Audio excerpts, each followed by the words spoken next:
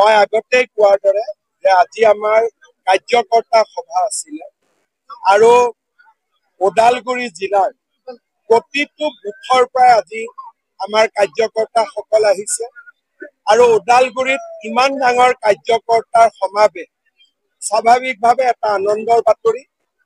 BJP দলে কোকৰাঝাৰত, তামুলপুৰ, বাক্সা, চিৰাং, ওদালগুৰিত নিৰ্বাচন খেলিব আৰু মই ভাষণত কোৱাৰ দৰে কাৰো প্ৰতিদ্বন্দ্বী হিচাপে নহয়, আমি কাকো প্ৰতিদ্বন্দ্বী হিচাপে নহয়, আমি মাত্ৰ বিটিআৰৰ শান্তি, সমৃদ্ধি আৰু লোক কল্যাণৰ বাবে আমি নিৰ্বাচন খেলিম। চব প্ৰমোদ বড়ো আৰু UPPLৰ লগত বিজেপি দলৰ চৰকাৰ আছে। যোৱা 5 বছৰত যি ভাল কাম হৈছে তাৰ দায়িত্ব আমাৰ, যদি কিবা ভাল কাম হোৱা নাই তাৰো দায়িত্ব আমাৰ। চব হাগ্ৰামা মহিলাৰী হওক, সকলোৱে চৰকাৰ গঠনৰ দাবীটো কৰিব, কিন্তু কোনে চৰকাৰ কৰিব এইটোতো বিটিআৰৰ ৰাইজে ক'ব।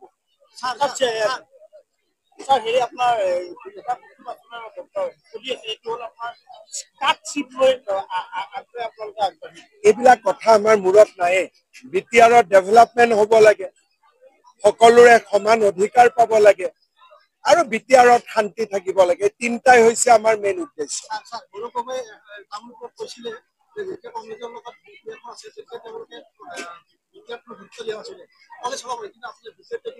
ডাঙৰ কথাটো সেইটোৱে যে আপোনালোকে ঠিকা দি দিছিলে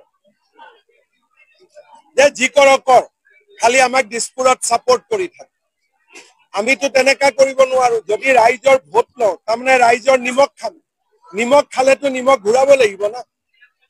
কংগ্ৰেছে কি কৰিছিল যে আমাক ছাপোৰ্ট কৰি থাক, আমি আৰু একো নাচাওঁ। সেইকাৰণে বিটিআৰত ভাতৃঘাতী সংঘৰ্ষ হৈছিলে। যদি মুখ্যমন্ত্ৰী এজনে এৰি দিয়ে তেনেকে হ'ব পাৰে নেকি? মুখ্যমন্ত্ৰীজনেতো এৰি দিব নোৱাৰে। সেইকাৰণে মই বাৰে বাৰে বিটিআৰত আহো। তেওঁলোকে এটা সমঝাতা কৰিছিল যে তয়ো কোকৰাঝাৰৰ ফালে নাহিবি, ময়ো দিছপুৰৰ ফালে নাহো।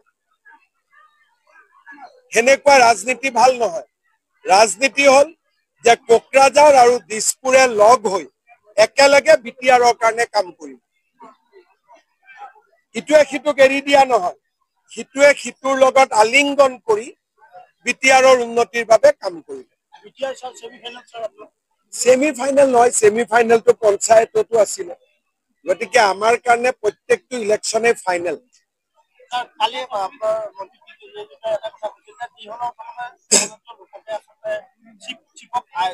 ইয়াতো নিয়মটোৱে সেইটো। 5টা চিটহে নন ট্ৰাইবেলৰ কাৰণে আছে। ইয়াতেতো বিটিআৰৰ চিটত নন ট্ৰাইবেল কেইটা আছে? এইটোতো অবভিয়াছ।